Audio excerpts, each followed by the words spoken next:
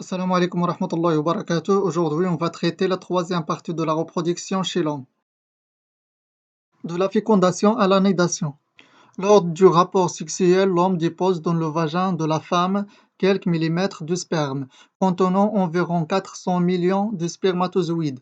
Seuls quelques milliers parviennent à travers le col de l'utérus pour aboutir à la trompe à travers l'utérus. Si le rapport sexuel coïncide avec la période de l'ovulation, la fécondation a lieu au niveau de la trompe. Une cellule œuf se forme. Il s'agit d'une fécondation interne. Alors, où se passe la fécondation chez la femme?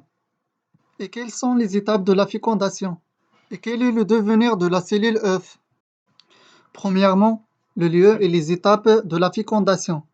Dans les voies génitales de la femme, au niveau de l'ovaire, pendant la phase folliculaire, un ou deux follicules se développent pour donner un follicule primaire, puis follicule secondaire, puis tertiaire, et enfin follicule mûr.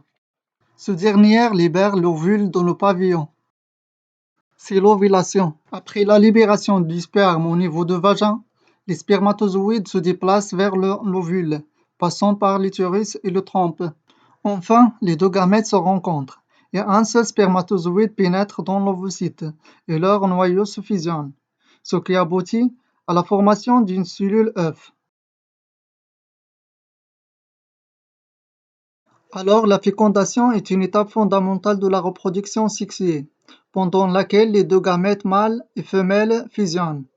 Il y a lieu dans le tiers supérieur de trompe. Il se fait en 4 étapes.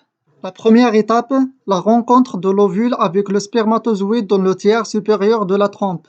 La deuxième étape, un seul spermatozoïde pénètre dans l'ovule. La troisième étape, le spermatozoïde perd la tête et le flagelle, seul son noyau est conservé. Et la dernière étape, fusion des deux noyaux, aboutit à la formation de l'œuf. Deuxièmement, le devenir de la cellule œuf.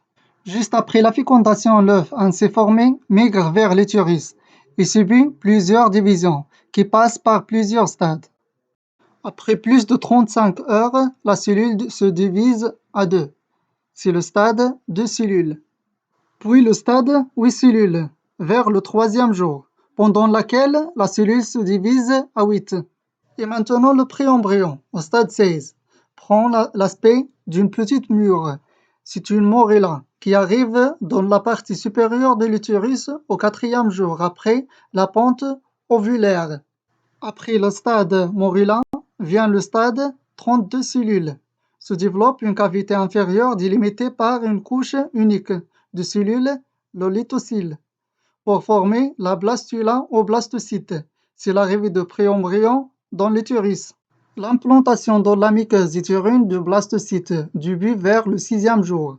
C'est le début de la nidation. La fin de la nidation intervient vers le deuxième jour. C'est alors le début de la grossesse.